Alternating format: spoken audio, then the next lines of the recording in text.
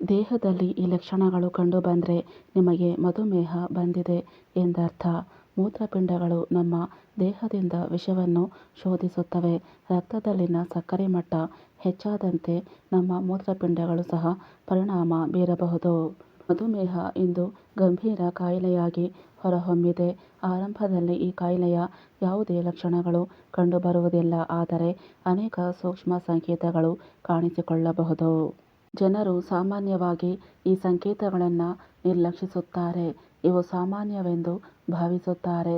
ರಕ್ತದಲ್ಲಿನ ಸಕ್ಕರೆ ಹೆಚ್ಚಾದಾಗ ದೇಹದ ಯಾವ ಭಾಗಗಳು ಮೊದಲು ಸಂಕೇತಗಳು ಕಂಡುಬರುತ್ತವೆ ಅನ್ನೋದರ ಮಾಹಿತಿ ಇಲ್ಲಿದೆ ನೋಡಿ. 1. ಮಸುಕಾದ ದೃಷ್ಟಿ.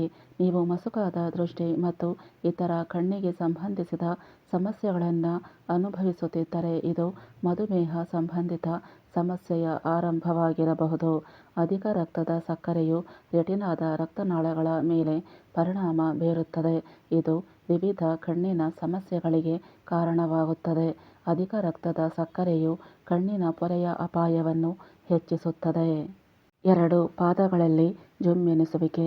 ನಿಮ್ಮ ಪಾದಗಳಲ್ಲಿ ಇದ್ದಕ್ಕಿದ್ದಂತೆಯೇ ಜುಮ್ಮೆನಿಸುವಿಕೆ ಅನುಭವವಾಗಲು ಪ್ರಾರಂಭಿಸಿದರೆ ಅಥವಾ ನಿಮ್ಮ ಪಾದಗಳು ಮರಗಟ್ಟಿದರೆ, ನಿಮ್ಮ ಪಾದಗಳ ಮೇಲೆ ಗುಳ್ಳೆಗಳು ಕಾಣಿಸಿಕೊಂಡರೆ ಅಥವಾ ಕಾಲ್ಬೆರಳಿನ ಬಳಿ ಚರ್ಮವು ಬಿಗಿಯಾಗಲು ಪ್ರಾರಂಭಿಸಿದರೆ ಅಧಿಕ ರಕ್ತದ ಸಕ್ಕರೆ ಇದಕ್ಕೆ ಪ್ರಮುಖ ಕಾರಣವಾಗಬಹುದು. 3. ಮೂತ್ರಪಿಂಡದ ಚಿಹ್ನೆಗಳು. ಮೂತ್ರಪಿಂಡಗಳು ನಮ್ಮ ದೇಹದಿಂದ ವಿಷವನ್ನು ಶೋಧಿಸುತ್ತವೆ.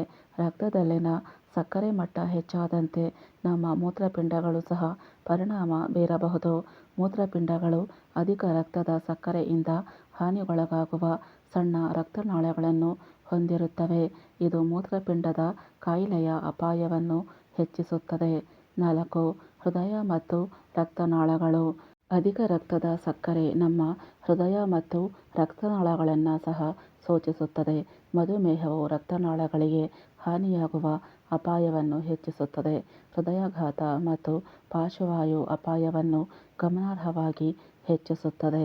ಫ್ರೆಂಡ್ಸ್, ಈ ಮಾಹಿತಿ ಇಷ್ಟ ಆದರೆ ಲೈಕ್ ಮಾಡಿ, ಶೇರ್ ಮಾಡಿ ಹಾಗೂ ಸಬ್ಸ್ಕ್ರೈಬ್ ಮಾಡಿ.